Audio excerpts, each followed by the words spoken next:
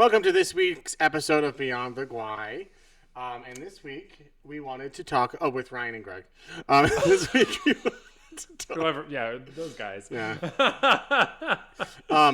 But we want to talk World Cup. So I have World Cup. And I do not. But I mean, the World Cup. There's not much to talk about. They play. They lose. They win. They tie.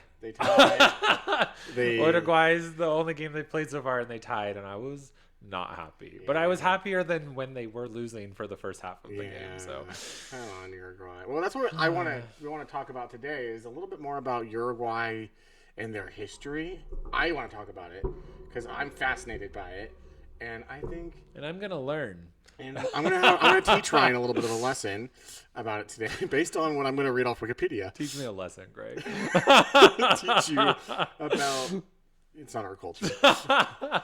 But Uruguay, the fact that they're in the World Cup every World Cup year, is actually pretty impressive because not all South American. I just assumed all South American countries made it because South America, but they don't. Like, I don't think Chile's in it this year. Venezuela's never in it. I think it's just Colombia, Paraguay, Argentina, crazy. Brazil, and Uruguay. I think there's only 5 countries that make it. And Uruguay is, like, the tiniest Is country. that just South America or all of Latin America? That's just South America. Okay. Because Latin America... Well, Mexico makes it. Well, that's... Yeah, so North and Central America is, like, one... What are they called? One... Continent? No. Well, that's just North America, I guess. No, it is. It is, but... They have, like, what do they call them in sports? Like a division? Division. I just keep doing this. That's a division. So, like, I learned this, that, like, and so for the World Cup, there's only, like, a certain amount of countries that can go from each division, if you will. So, in even though, that's why Africa is at the World Cup, because otherwise... all South America and all of Europe would like just beat them all out, but they get 5 spots. I see. I don't know, 10 spots. Who knows? But no African country has ever won. So no, yeah, no. The closest was Morocco. Actually, last year got to like the semifinals. Okay. Did you know that only 8 countries have won the World Cup? I only just recently learned that. Yes. Oh yes, because you had like a World Cup like. Trivia for our employees at work that I put together. Yeah, and I learned a bunch of rando things like that Uruguay hosted and won the first World Cup. Mm-hmm. I can't believe I didn't learn that while I was living there. It is crazy because I feel like that's what everyone told me. Like, Uruguay, we're a small country, but we won the first World Cup. I'm like, cool. Like 100 years ago? Almost. Was it 1930? Yeah. Well, they won in 1930, and then like there was like a war or something. I don't know in the world. So then they didn't win again until 1950, but I think that was only like the 3rd one. Yeah, they skipped a few of them, I think, because of World War II. Yeah. Whatever that was. Oversight. Just messing up the sports. But they haven't won since. But they are always there, which I think is still impressive. They're not doing so hot this way around. I think America's ranked higher than them. Yeah, I think they are, yeah.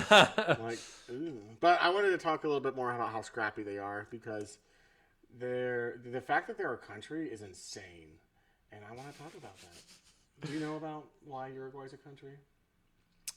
Not really, even though I feel like people kind of touched on it when we lived there. Okay.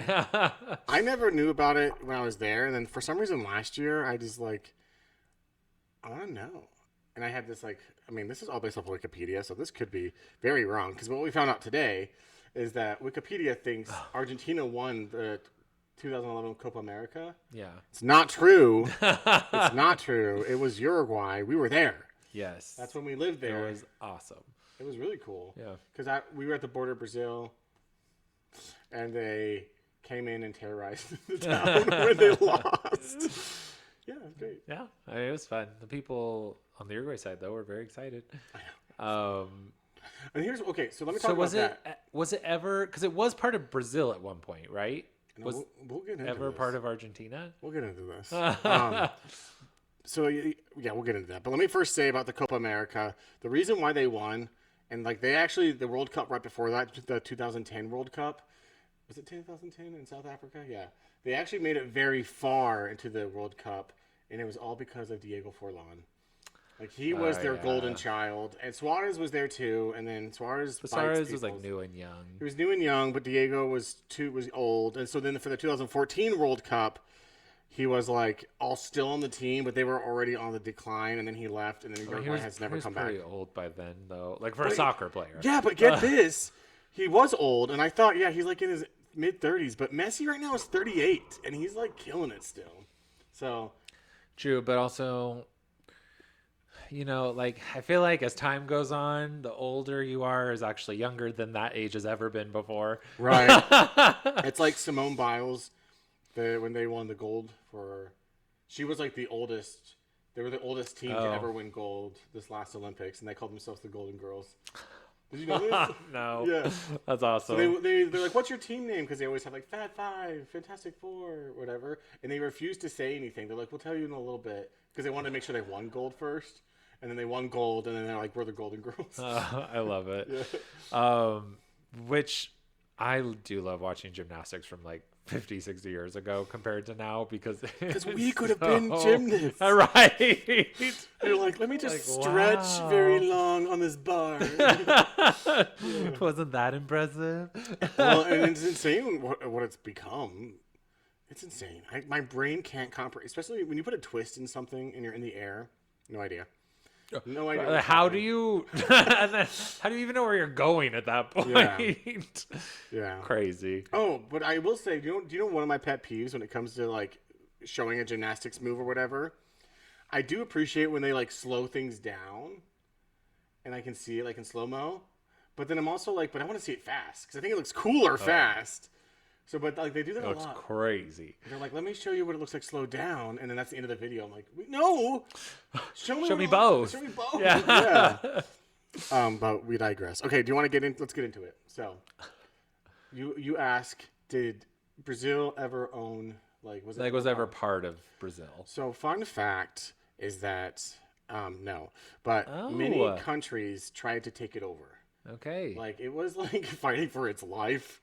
And I think this history talks a lot about why I think there's still like butting of heads with Argentina and Uruguay, and we'll explain a little bit more about that. There definitely is like in the society, but yeah. Well, and one thing I always heard too was that like it used to be a province of Argentina. Not true.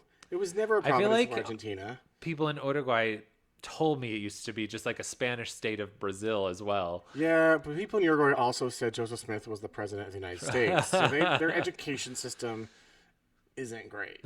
So I refer to Wikipedia as my education system. Okay, so it got founded in the 1600s, blah, blah, blah. The Pope at the time apparently was in charge of deciding who gets what. So he drew an imaginary line across the bottom of South America and was like, the left is Spain, the right is Portugal. That's how it kind of like worked. But that little spot at the bottom was like uninhabited territory. And it became known as La Banda Oriental, which I don't know what that translates.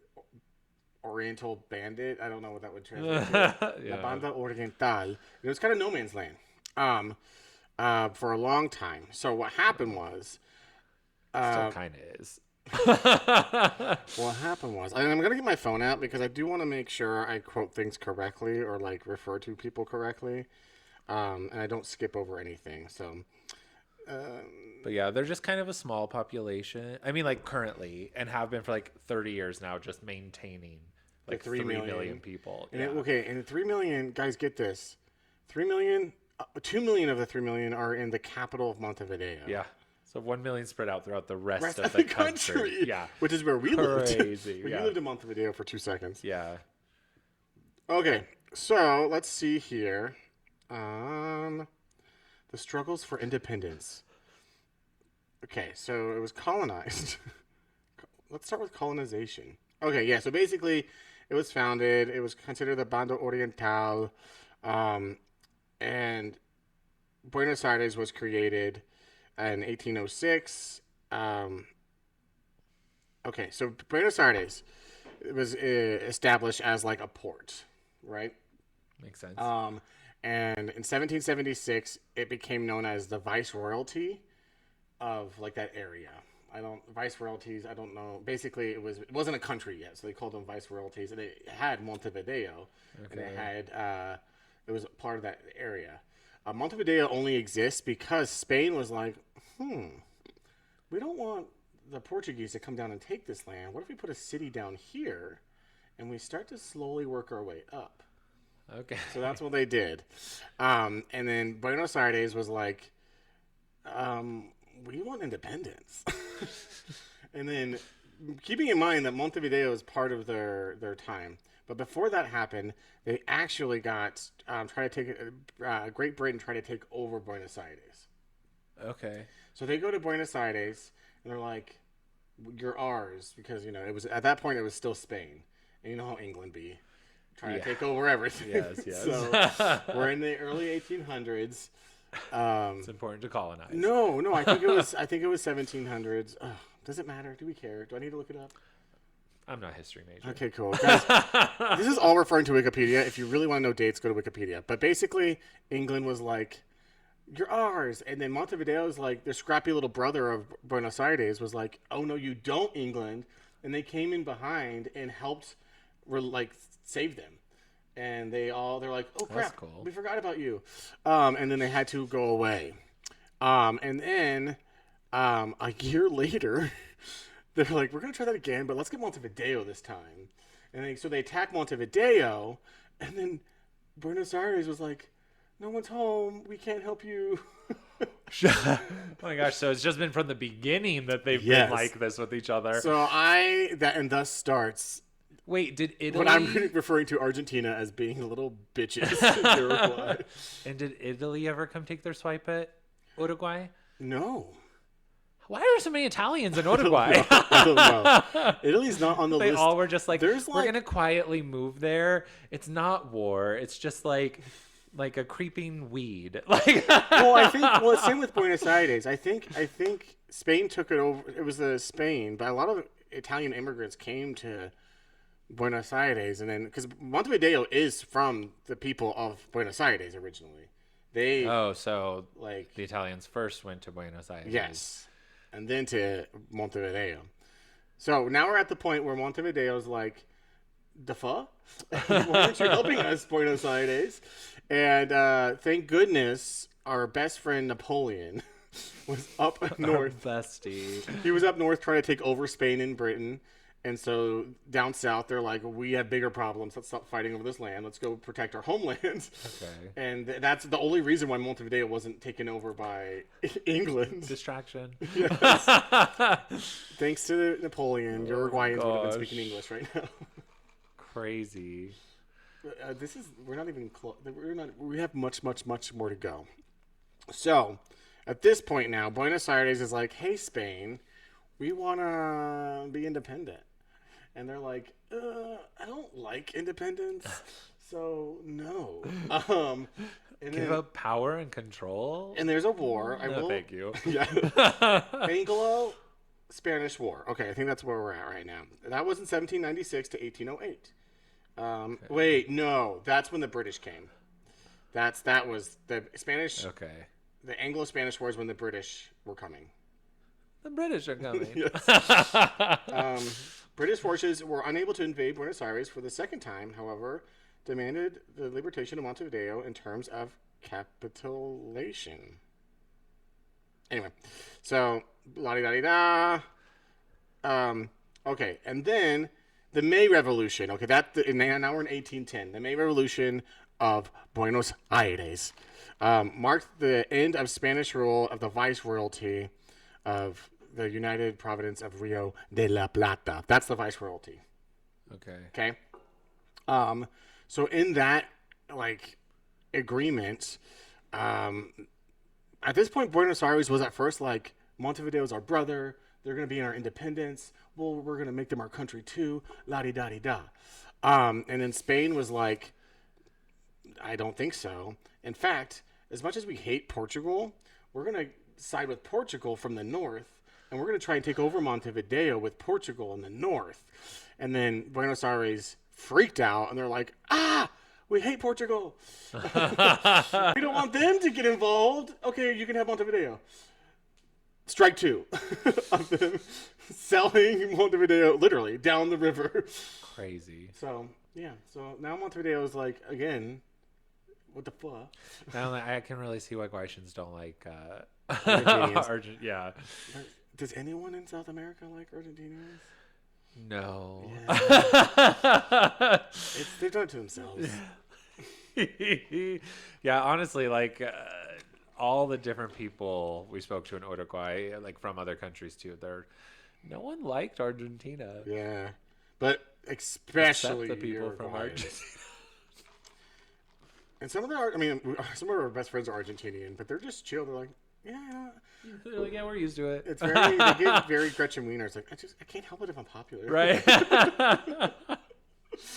So, yeah. Okay. So, at this point, I think this is where Artigas gets involved. Oh, okay. So, let me just do a quick Because scan. he, like, lead some war against Brazil? Yeah. Okay, so local patriot under Jose Gervasio Artigas issued the proclamation in 1811, which called a war against the Spanish rule. With help from and at this point, Buenos Aires is helping. With help from Buenos Aires, Artigas defeated Spaniards in the 18th of May, 1811, at the Battle of Las Piedras. Have you heard of that? Yeah, that sounds familiar. Okay. I don't know anything about that. And then they began siege of Montevideo. At this point, Spanish viceroy and... Oh, no, sorry. At this point, the Spanish invited Portuguese from Brazil to launch a military invasion of the Banda Oriental. And afraid to lose the province to Portugal, Buenos Aires made a peace with Spain. So this is when they screwed them over. They're like, you can have them. So then at that point, Artigas was like, we're going to start a League of the Free People and try to become our independence. Well, this Brazil did not like. They're like, we don't like free people.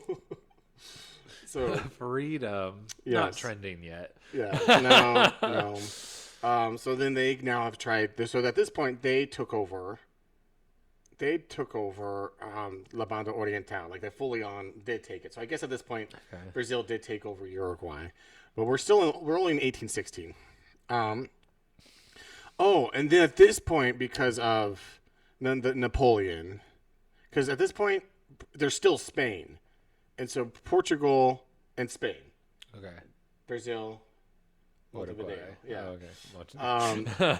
They are at this point. The wars up north with Napoleon scared them and they left. I don't know why they left. The British left earlier. I thought it was because of Napoleon as well. But anywho, who's to say? Look it up on Wikipedia. Okay, so at this point, Montevideo is saved again thanks to Napoleon, their hero. And Artigas is again trying to get Artigas. In 1820, Artigas' forces were finally defeated in the Battle of Tacuarembó, which is where we lived. I lived there. Did you live there? I did. Yeah. Okay. After which, Banda Oriental was incorporated into Brazil. Oh no, so they are part of Brazil now. During the Brazilian War of Independence. So they lost. So Artigas lost the War of Tacuarembó, and now Brazil is now taking over.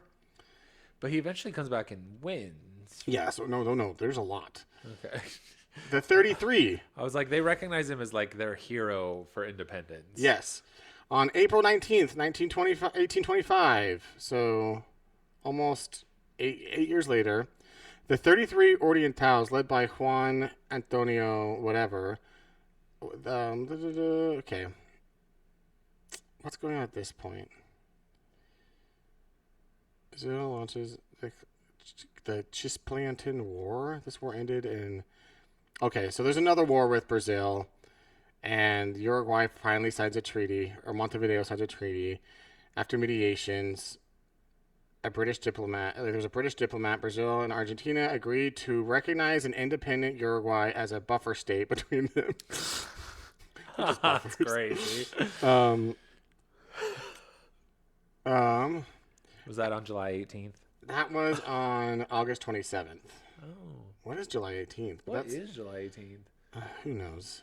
They did fight for their freedom many times. So, agreed to recognize them as a buffer state. As with Paraguay, however, Uruguayan independence was not completely guaranteed, and only the Paraguayan War secured Uruguay from independence from territories. Okay, so at this point, yes, the treaty was between the three countries, but Paraguay was like, we want that country.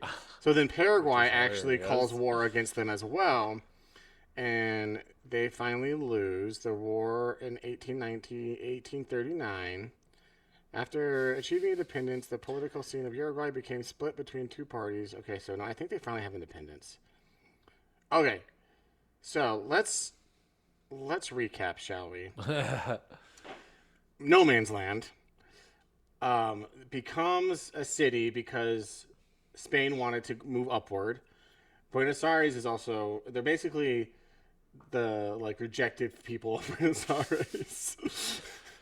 And then Buenos Aires is attacked by England. They help them.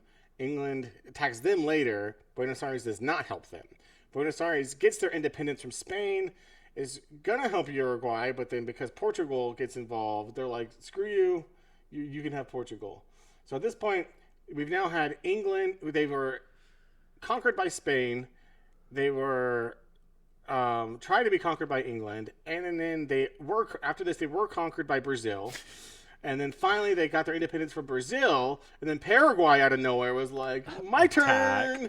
But fail. Yeah, so 4 different countries tried to make Uruguay cease to exist, and they still exist. So I think that's scrappy, and the fact that there's only 2 million people there, I think says a lot about them, and I think that comes into the World Cup. That's why they're at the World Cup, because they know how to beat a bitch. That is so interesting. That's my Wikipedia. My experience with talking to the people there is that they hate Argentina, and basically everything Argentina claims to have invented or created, Uruguay's no, we did that actually, and they stole it from us. Yes. Including dulce de leche and mate. Tango. Oh no. Although, who wrote history? We just read that Argentina won the Copa America, and that's not true. Who's to say that some Argentinian didn't steal that idea?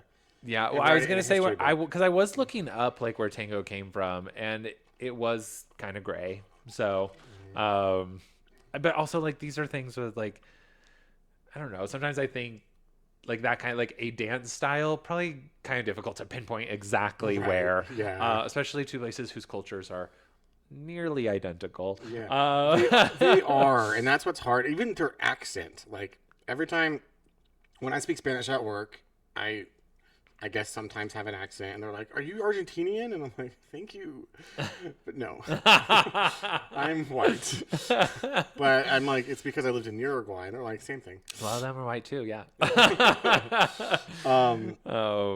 like mate, if you really look into it, like any research I found on mate, it wasn't made in either of those countries. I think it was actually like Peru or something. The one that everyone in Uruguay loves the most is made in Brazil. Yeah. But it's just like they have tainted history. Well, and what I was gonna say is like funny because while the Guaitians hate Argentina, I actually feel like they really like Brazil. Yeah. Even though there was always like positive sentiments towards Brazil, negative towards Argentina, and I guess kind of indifferent towards Paraguay. Like I never really heard people. They're like, "Oh, Paraguay." I didn't look into further history as much, but I think there was a point when like a part of Argentina was Uruguay, Paraguay, and so then like they used to touch. Oh, okay. But not anymore. No, now I think there's like a thin piece of Argentina between them. Yeah. Well, even so that our mission president, when he served his mission in Uruguay, it was the Uruguay-Paraguay mission. Crazy.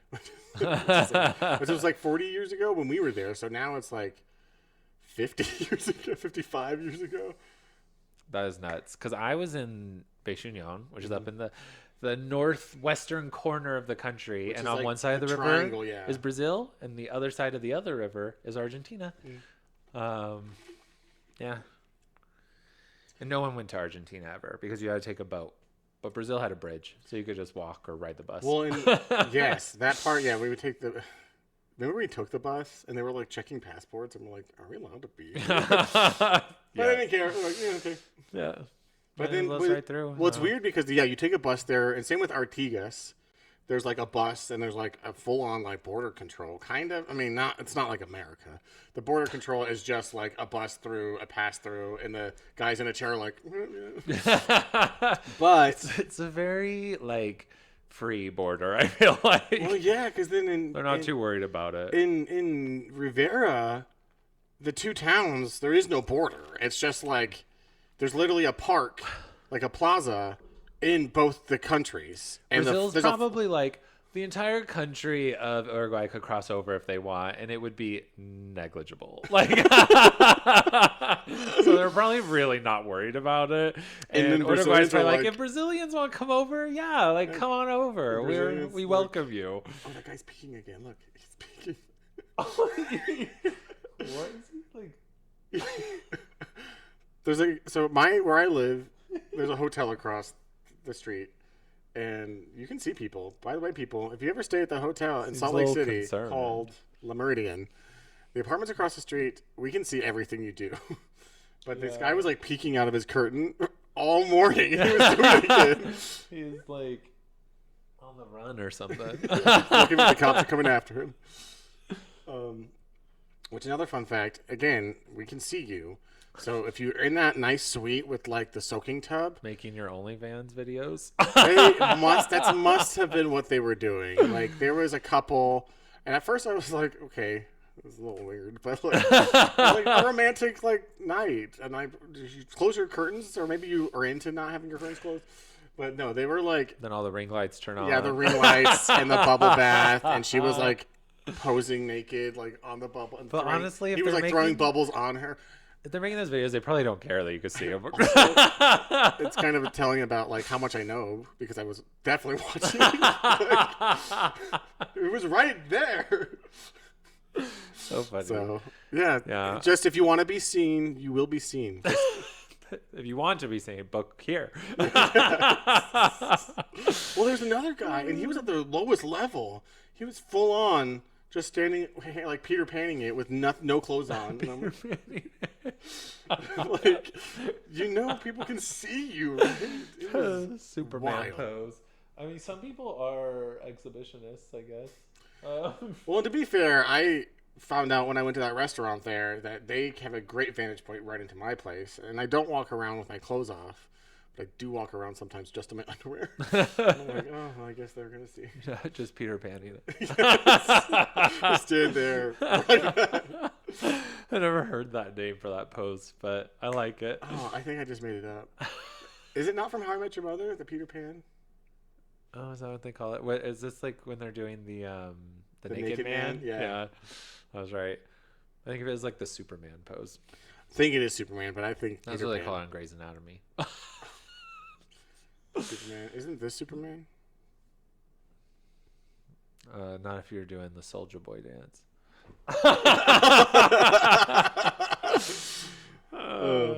Anyway, anything else from Uruguay you want to talk about? Well, just because you're going through the history, I was like, if you jump ahead to like the 1940s, well, this was more for Argentina. Then a bunch of Germans move it. Okay. No. So Argentina has a bad rap of being like Nazi sympathizers because of, I think the president at the time was Juan Perón. Again. Okay, so I used to work on Saturdays, and Saturdays we were slow at work, which was my Wikipedia day. So then I would just read through interesting stuff. But no, it's actually this is another reason why I think Uruguay is pretty badass, is because there were Nazi ships trying to go to Argentina for like sanctuary, and Uruguay stopped them. Oh, they prevented them from going and like defeated them. Like, dang, because Uruguay's not Nazi. Uruguay's not Nazi sympathizers, but Argentinians are. Yeah, I was gonna say I have heard a lot of Germans did make it though into Argentina and Brazil. I've heard Brazil has like small towns where like they speak German. Yeah, like because it was what is it called? Watner, he was from Brazil, so what's it called? And he was like 6'3" and white. What are they called? Nazis? No, but what are they called? Like war criminals. There we go. I was like Nazi war. They are called Nazi war criminals, I guess. Which to me is an interesting concept. So if you lose the war, you're now a war criminal. But if you've won, if they would have won the war, would they have been? Then they'd just be the winners. I know. But then would American soldiers be war criminals? I don't get war. I thought everything is fair in love and war. Isn't that a saying? Like, yeah, I guess so. But they did do pretty evil things, so I guess. Well, I mean, because I know that there are like rules to warfare or whatever globally. Yeah, like because it's like recognized that no one's supposed to do like biological warfare, or like there are certain things that we've recognized as a world that you I think would be like using chemicals to alter people's biology and like infect them with like illnesses and things like that. And so like I know that there are rules. Wait. So there's but I don't know when they were established. So like was genocide already against the rules? So we are out killing people and shooting them dead, and there's somehow we are like. And maybe the gas chambers, if like those rules were in place already, maybe the gas chambers were against that. But I don't really know the difference between biological and chemical warfare, but. And how does the atomic bomb not fall into any of these categories? Well, I thought after we used it the once, I thought it hasn't been used again. We used it twice. Oh. But at the same time. Same time, yeah. It has not been used again. Right? Well, no, it has not been used again in war, but fun fact, Southern Utah. Because is it against the rules now? Well, I don't know what the rules are. I didn't know there was rules to war. Because I'm not leading up wars, so I haven't really checked the playbook. Any war specialists want to tune in? But no, so Southern Utah before they knew atomic bombs were so dangerous for radiation poisoning. They used to do tests in Southern Utah. Yeah. And then it flew up to the north. Yeah. And so remember when we drove through that minefield? Yeah, Southern Utah that was crazy. Has so many random. It's so vacant. Yeah, Greg and I went out there when I was picking up my puppy, and we got lost. We were looking for a place called Caleo that I thought was pronounced Calio, and we're just driving through the desert, and then all of a sudden, this truck comes flying down the road towards us. To be fair, at a certain point, the road just becomes a dirt road, but apparently you're still supposed to drive on it. But yeah. Because there were signs that were like, stay on road, danger, explosions. And we're like, where the hell are we? Naked man. Do you think he's doing the naked man? Sorry, I should not be sitting on this side. I should sit on that side. I have ADHD. Previously, when I saw her there, I also would just look. I was like, what are people doing? Most of them look like they're getting ready to go out for the day. So. That was like straight up ugly naked man status.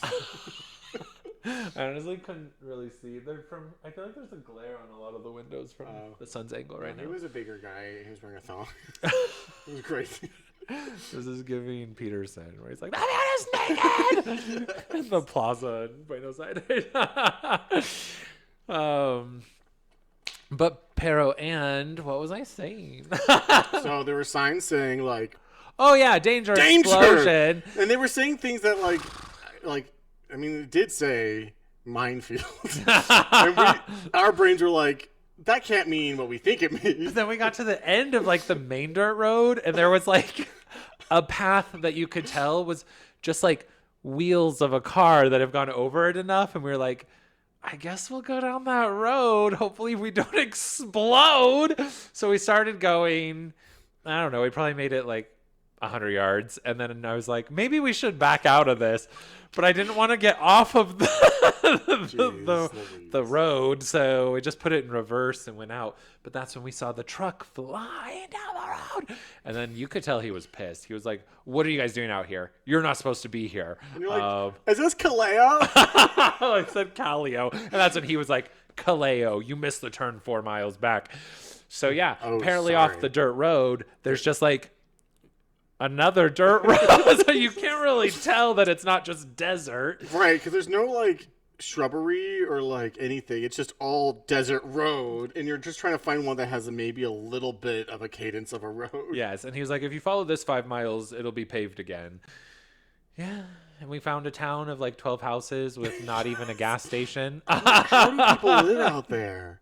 I honestly had no idea. I was very nervous looking for the right house because like no one's outside, but everyone has gates. How do you get to the front door? How do you knock? Well, and I was like, someone's going to shoot us for being on their property. and it was a Sunday afternoon, and we hit rush hour because all 12 of those people were coming home from church. And we looked like bums that day. Were... So we were like on someone's yard, and yeah. And they're like in their church clothes, like, who are these losers? Like, what are you doing here? What are you looking for? But they got us to the right place. Yeah. So there's minefields in Utah. Yeah. Why? So watch out if you're driving what through are the we desert. doing? Are we testing minefields or like let's see if our citizens we can just tell? have a way to remove them? We were, now they're just there. How do you remove mine? I guess is it like a remote control, like off? Hopefully the remote's working. Yeah. How insane! You don't. There's probably some sketchy stuff going on here. Yeah, probably. From Provo, a lot of vacant parts of the state. So well, Provo used to be like the hub of like. So for those of you who don't live in Utah, you have Salt Lake, and the north of Salt Lake is like Ogden. I remember after I lived here for like 3 months, I drew a map of Utah, and I was like, I said Logan, Salt Lake, Provo, St. George. Okay, that's a great way to put it. Logan is like up into the canyons up on the way to Idaho. Yeah. Salt Lake is in the middle, and between that is Ogden, which is like the butt crack of Utah. Which has actually like grown a lot as well. Ogden's grown a lot, and then so Salt Lake County, and then you go over what we call the point of the mountain, because the mountain kind of comes out, and the highway has to go around it, and it goes up over it a little bit. And it's crazy how much the weather changes in each county. Around that point of the mountain. Well, the same thing happens going up north when you go up to like climates. When you go up to Bountiful and to like Ogden, because that's like, what is that called? Davis, Summit County? No, not Summit. What's Ogden County? Weber County. Davis, Weber County. You go around the point of the mountain that way. So Salt Lake is in like its own like hole of a valley, which is why inversion is dangerous. Yeah. But Utah County, you're going to the south, and that's where you have like Provo and BYU, and like they call it Happy Valley because a lot of people go to BYU and stay there. Like a lot of implants stay there, and so it's very, very heavily Mormon populated, more so than the Salt Lake Valley. And then Provo's where BYU is, and then going a little south of Provo, like Spanish Fork has like grown a ton. Yeah. But then, like, it just trickles off. Like, Lehigh has grown a ton. Lehigh's grown a ton. It's known as like the Silicon Slopes now. Yes. So the point of the mountain is like Lehigh and Draper, and Harriman, Riverton, Bluffdale. It's where it's also cities here are tiny. I feel like they just run right into each other. Which is why you just pick one, and that's the one for the whole area. Right. So like. I live in downtown Salt Lake, but a lot of times people live in Salt Lake County. There's probably like 15 different cities in Salt Lake County, but people just say they're from Salt Lake if they live in any of those technically different cities. Honestly, for me, the West Side, I only use 4 names for the West Side. I have Daybreak, way out west, but South Jordan, closer to the freeway. Taylorsville, West Jordan. That's it. And then the East Side, I am like Draper, Sandy, Murray, Salt Lake. There's more. There's like Mill Creek, Holiday. Yeah, there's all of them, and I do actually love Holiday. But it's like little neighborhoods. It feels like. But anyway, so you get to the point of the mountain is where Thanksgiving Point is. Why is it called that? But that's Lehigh, and that's where it's exploding right now. That's where the Silicon Slopes is, and then going south, you trickle down to Provo. Then it trickles away, and then from basically like Spanish Fork Payson all the way to St. George, it's like a 3-hour, 4-hour, 5-hour, 4-hour. No, gap. from Provo, it's probably like 3.5 to 4 hours. 3.5 to 4 hour gap of like no man's land. Yeah, there's just a bunch of tiny towns. Like Kaleo. Well, Kaleo wasn't even on the highway. So that's like southwest. That was like nowhere. So we went into the no man's land and then went west another like hour, which is crazy. You have Fillmore, which is like there are some cool random hot springs and like the fields out there. Yeah. Then there's Beaver. You have I went to a coffee shop there once. Nephi's still tiny, but it is like growing now or whatever. Because what's happening is that housing is getting so expensive, so people are buying houses down more south. And it's like barf, don't live in Nephi. But then there's nothing all the way until like you start to see civilization again in Cedar City, which is like an hour north, where our mission presidents are from, an hour north of St. George, and then St. George is a big city again, and then it goes nothing again until Vegas. Yeah, because St. George has also grown a lot, I hear. Yeah. I hate St. George. Sorry, I don't hate St. George. I would hate to live there. I don't like Red Rock. Same. Like it's nice like to visit. See, yes, it's but not, I would hate.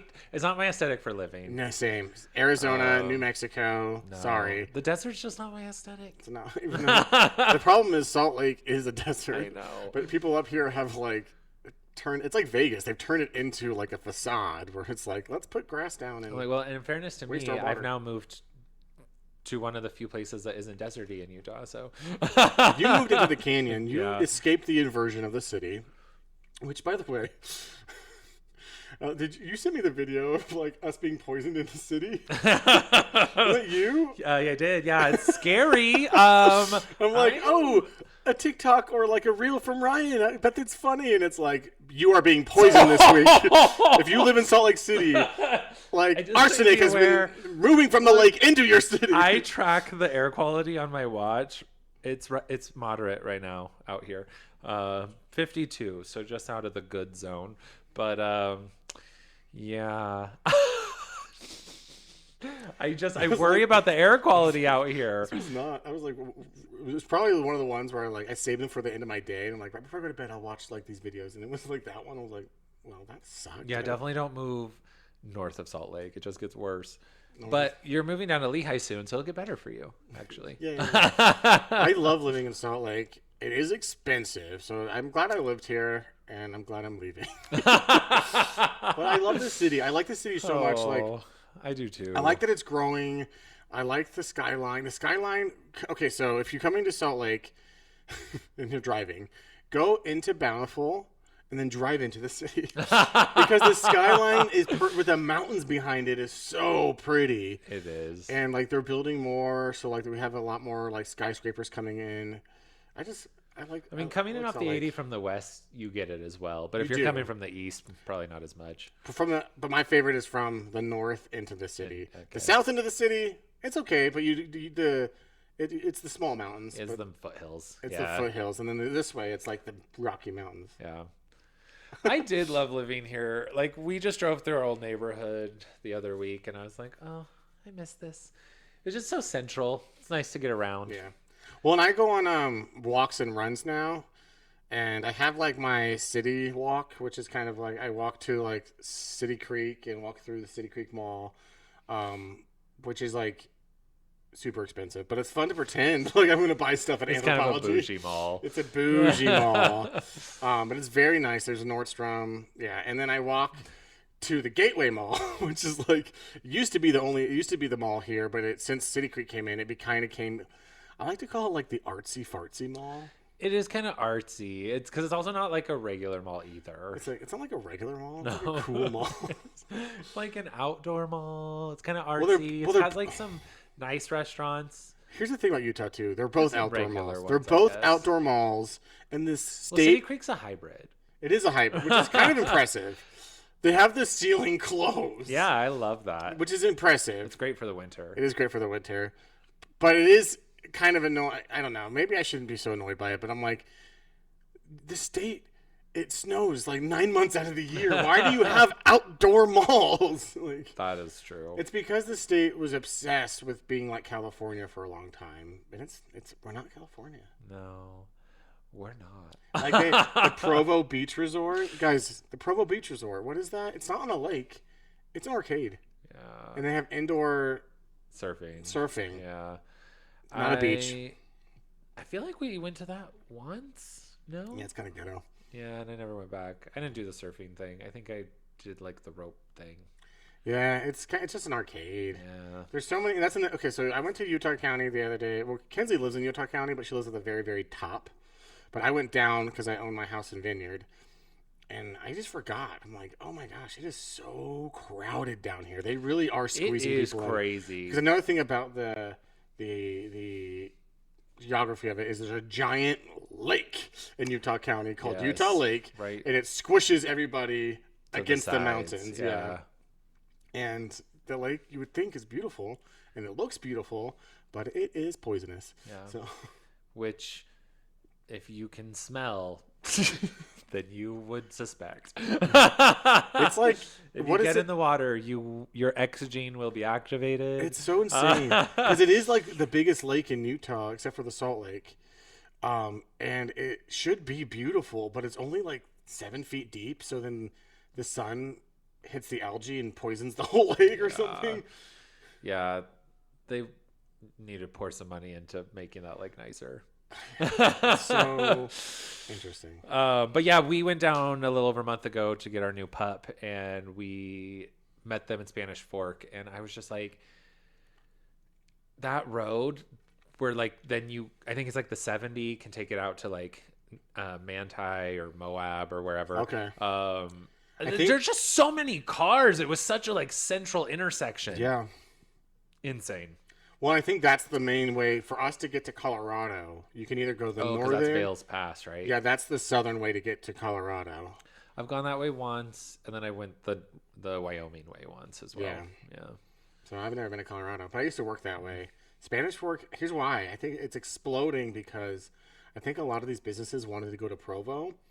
Provo, I hate that city so much. Here's why. It's so poorly planned. There's like one exit off the highway. It's a giant L. There's one exit from the highway, and you get off that exit, and you're immediately into their downtown, which isn't like a big downtown. It's like a historical downtown. And so then like the speed limit's like... It's a cute downtown. Which is fine. But don't make the highway exit into your downtown. I agree. Where it goes straight into like Center Street? 15 miles an hour driving, so it's just like blocked.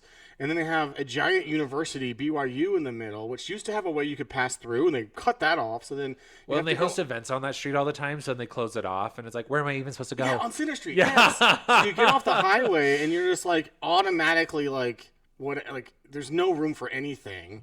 And then there's a huge university in the middle, which you can't go through anymore. You have to go around if you need to get to the other side of it. And then there's no space, there's no Walmart. They try to put on a Walmart marketplace, and it sucks. They try to put in a Target, but it sucks. They finally put a Target into the mall. There was a Target there. There was a Target next to the Chick-fil-A. You know that little... Oh, that's right. It was tiny and just like a Macy's joke. Grocery store. Because there was no room for it. But then then you go to South Provo, where like the town center is, and it's just an... Isn't there a Target in there now? There's a Target in there now. Nice. I think they're trying to save that mall, but it's just... So they are trashy. always trying to save that mall. It's because no one goes into Southern Provo. It's always been seen as like trashy or whatever. Yeah, because Orem.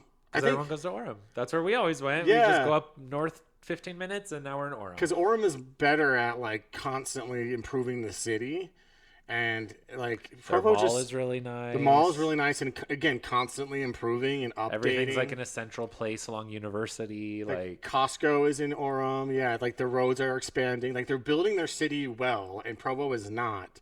And then even just looking at Provo, they're trying to gentrify it, but they don't. It's like there's no city planner. I feel like because you've got like old house, old house, old house. Extreme apartment building, old house, old house, old house, extreme apartment building, and then all the student housing. Provo is a dump city. Thank you for coming to my TED Talk. I hate you, Provo. In general, I don't feel like the zoning in Utah is great. It is a little chaotic all over the place, which is why instead of having because like Silicon Slopes has actually done a pretty good job of like making a little bit dense of like a corporate area, but like in all honesty, then again in like Draper you have a little bit, and then in like South Jordan you have a small place, and then Salt Lake has a small place, and it's like, but wouldn't it be nice if we had just had like a downtown with all the things? Yeah. Well, that's the thing. It's because there's too many cities, and each city has their own little. And everybody wants Yeah, and Draper's supposed to be building like skyscrapers in their own downtown, and why in Draper? Draper's like 10 minutes from Salt Lake. When I think Provo's supposed to be doing it too on like their exit that's like right next to Springville. I know. So like the southern exactly like the worst part of Provo. Area. Here's the thing with Utah, which I think is very, very interesting, is just the history. Like we were talking about this the other day. So, listeners, did you know that Salt Lake City was founded before Denver, before Las Vegas, before Los Angeles, before San Diego? It was founded before all these huge cities, and we're smaller than all of them. And it has to do with the history. It has to do with like Mormon history, like the saints of the days. They came out here avoiding. I mean, to be fair, they were avoiding murder and being persecuted, and so they were like very much like safeguarding. But it's Brigham Young would literally, as they would, but eventually turned into also control. Yeah, Brigham Young was like very much like.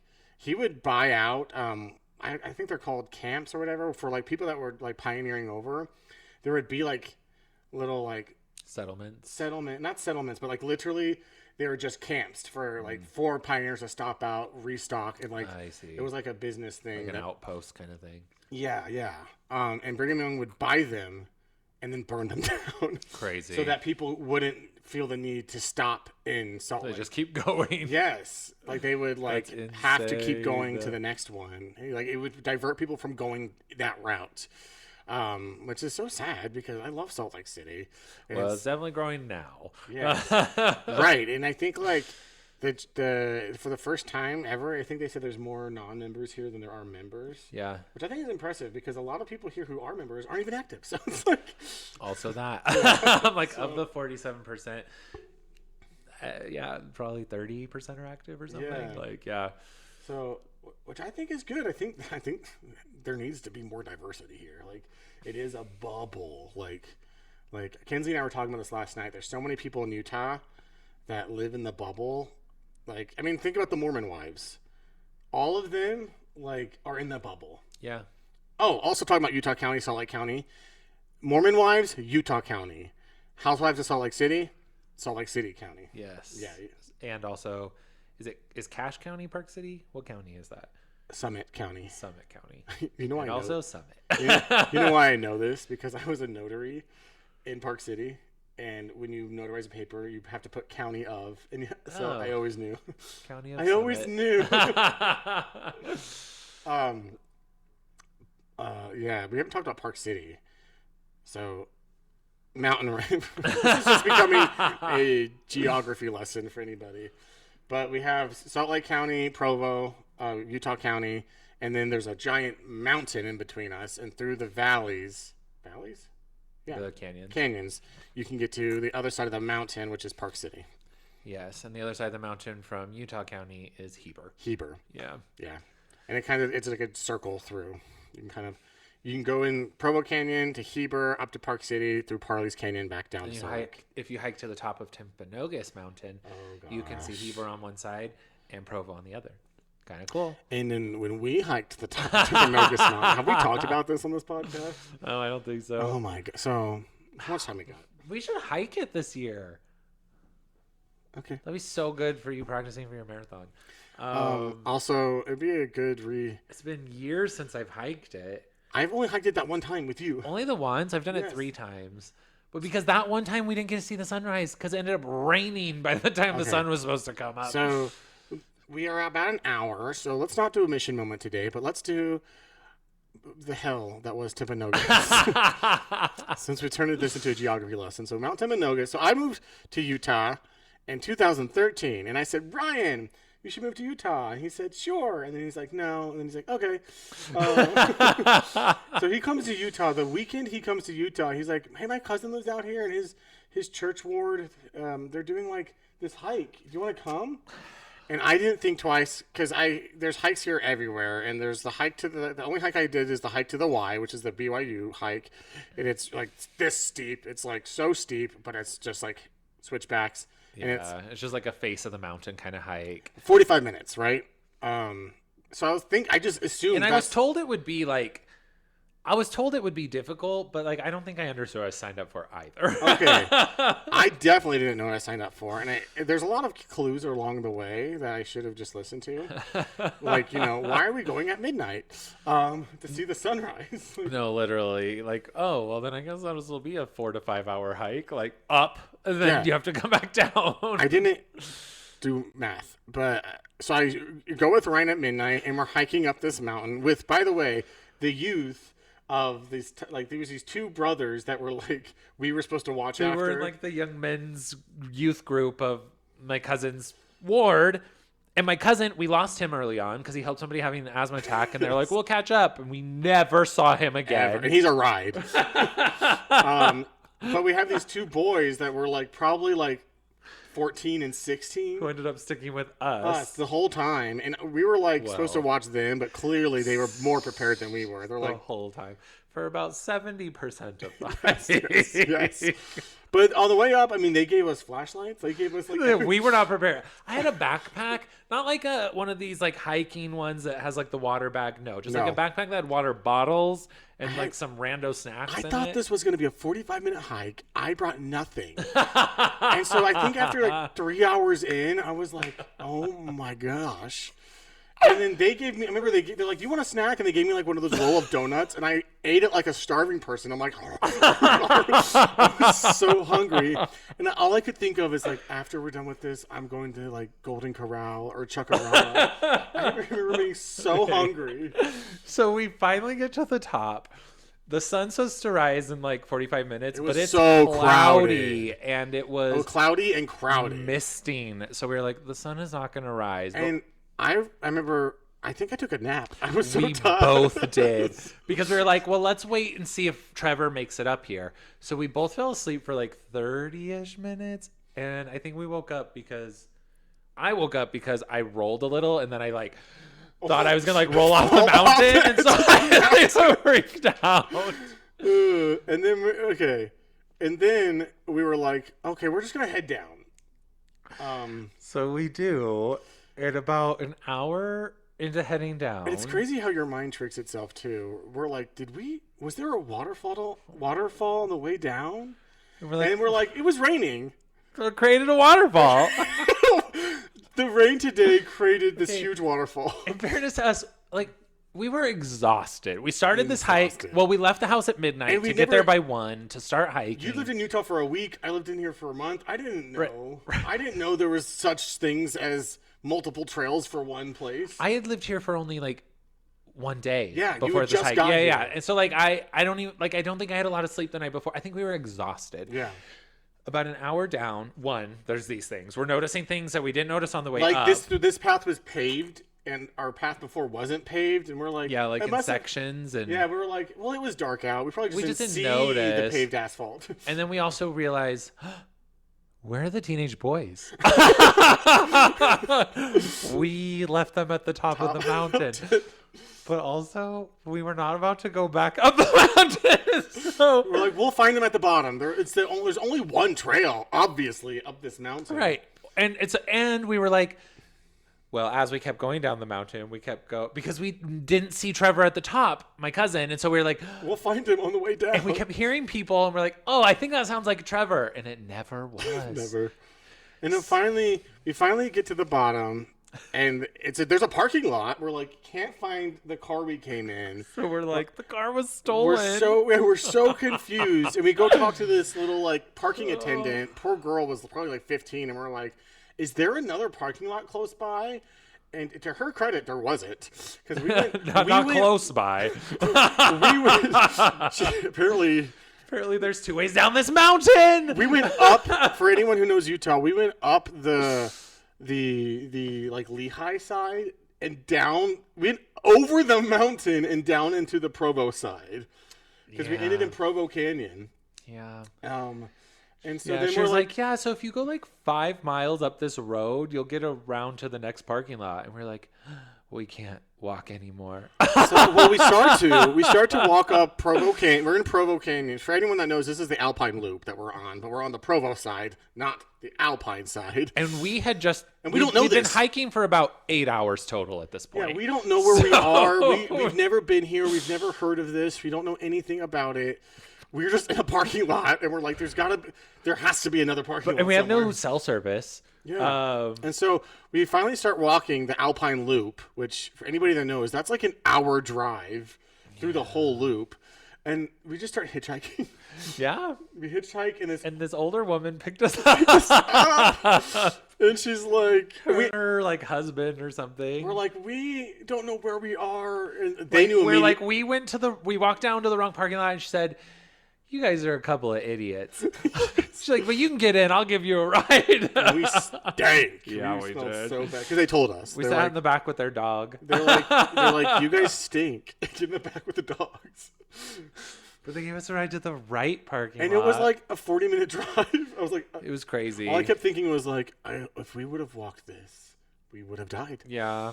I mean, yeah.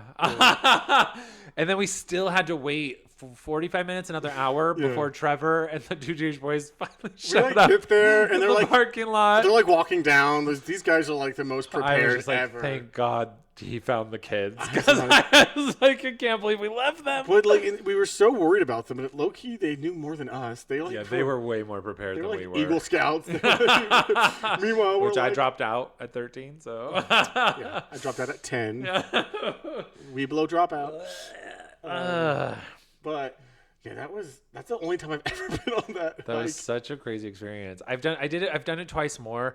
I will say, unfortunately, I have gotten lost every time I've been on that trail. So never as bad as when we went. Never that bad, and never have I went down the wrong way again. I've always gone down the way I came up. We literally went over the mountain to the other side. Oh, but I also remember that was the...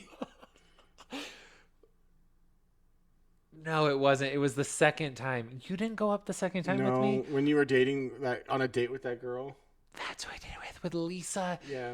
And I wore the toe shoes, the Vibrams. No. Do you remember? Okay, no. Because we were living at Concord. I was supposed to go with you, and I had a date, but it was like not a real date. Like, it was a girl that I like. I think it was our first date, and she was like, I absolutely cannot go a mountain with you on our first date. Dude, so I had which, like, out. Actually fair. Looking back, fair. But... Yeah. I could not walk on my feet the next day because my feet hurt so bad from wearing those shoes. I crawled around on my knees to get to the kitchen and back to my bedroom. That was crazy. Just be prepared if you're going to hike Timpanogos. Like, wear the right shoes. It's like a 6-hour hike. Bring water and food. Yeah. But yeah, we should do that this summer. This summer? Yeah. Oh my gosh. That would be a great, like, first week of August hike. Or like last week of July. Why? That's the hottest time of the year. No, because we'll do it in the middle of the night and we'll see the sunrise. Oh gosh. Okay. I'm not saying no. Ooh. Yeah. Okay. We'll plan this out. If you plan it's such a beautiful hike. I love that mountain. And like plan it, and I just have to show up. Maybe. Done. Oh gosh. Okay. Well, thanks for joining us, everybody. We can live stream it. I was just gonna say, see you on the trail. It'll be our podcast of the week. Okay, yeah, maybe we should. Actually, that'd be great. The last time I did it, I saw a porcupine, which has been my favorite wildlife sighting of living out here. Oh, and I ran into a moose on a hike once, but that scared me. The porcupine fled. That was much better. Yeah, I ran into a moose once on a hike. They're scary. They are scary. A moose is closer in size to an elephant than a deer. I mean, that makes sense. Yeah. Which brings me. Okay, this is a perfect way to end the episode because my favorite thing right now is watching a bunch of like Europeans come to America and not experience America like they usually have, which is like New York City, LA, like big cities. People being put in these small towns. They are put in these small podunk towns, and they're going to like Cabela's, and they're like, I love it. And there's like a stuffed moose, and they're like, are moose really that size? I'm like, oh, you guys. But honestly, this is also the best way for Americans to like learn and appreciate other people and their cultures and things. Like I saw this video of like some whatever small town in like Kansas is housing. Is it Algeria? Algeria. Yes, and it's like the sweetest video, and I was like, oh my gosh, look at people learn to not be so close-minded. Yeah. I love it. Yeah, no, I think it's great. I love it. It's my favorite thing right now. I'm also feeling vindicated because they're like, your food's amazing. And it's like, duh. That's why we're so fat. We use spices. We use spices. We use a lot of chemicals, which is so good. Like, this is our problem, guys. And then you see the things of people being like, guys, you can't have Texas Roadhouse, Taco Bell, Chick-fil-A, and all these things in one day. Like, oh, no. like you got to prepare them. Like, don't forget to also still have your like vegetables and things. I know. Like, no, that's like those restaurants are like once a day, and if you're healthy, once a week. Yeah. If you're really healthy, never. But we get it. But that's boring. Yeah. Like I'm trying to enjoy life a little bit. So it's just I feel vindicated by that. I also feel vindicated that they're like it's so hot, and they like no guys... right like maybe they'll finally stop making fun of us for having air conditioners. It's like we need them here actually, or we will die. Right. Your guys' heat wave in England is like 80 degrees. Right. Like that's a day that like my mom might have not turned on the air conditioning. She'd be like, open a window. That's the day where Kinsey's like, oh, it's still a little too cool to go to the pool. When it hits 90, I'll go to the pool. Yeah. Yes, exactly. Like I'm pretty sure today it's 107 where I'm from. So we need the air conditioning. Okay, sorry. We need to end, but I forgot to mention in our bashing of Argentina, one more thing that I needed to say, which is actually a good thing for Argentina. Did you hear that Argentina for the World Cup is they gave the FIFA a list of I think like 13,000 men who haven't paid child support, and they are banning them from entering the World Cup stadiums. Oh my gosh, I love that. Yes, isn't that so That's cool? That's so good. Which, like, I know, I love creative problem solving. Yes, the thing is, like, because America won't let you get a passport if you're a certain amount past not paying child support, which I also didn't know. But Argentina's letting them get passports, and they're like, yeah, travel. Yeah, this You're is not going a to the worse World Cup. punishment, actually. Yeah. We're going to send you over there and then not let you into the one thing you went for. And you're going to still pay for it, but you're not going to be let in. Yeah, exactly. Yeah. And then people are like, Americans should do this with the NFL, with like, the NBA. Yeah, that's good. That's crazy. So, sorry, that was like something that I saw today. I was like, oh, we got to bring that up. Ooh. Good on them. Yeah. Oh, crazy. Anyway. So this was an episode all about 5 different things. Classic. So I hope you enjoyed our episode. Yeah. If you want to join us on the Timpanogos hike, then, like I said, late July, early August. Also, hopefully we pick the same day. We're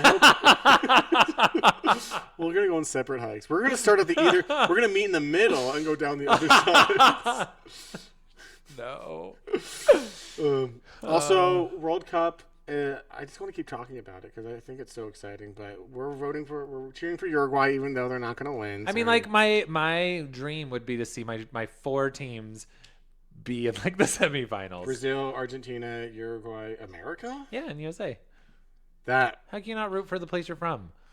We're doing better than Uruguay. I mean, look, Uruguay is who I'm like most rooting for, but until I get to the top 4, I can root for all 4 of them. Right, I get that. Or unless they have to also, go against each other before that. America's doing good. They killed Paraguay. They did a great job. So nice. Yeah, Uruguay did very mid in their first game. Yeah. So Argentina, they did great in their first one. Argentina did great. Brazil also did mid their first one. So yeah, Argentina has Messi still. But they also played like a really, really weak team. So they're like, okay, so I think going into it, Spain was favored to win. Yeah. And I think Argentina was maybe 3rd or 4th.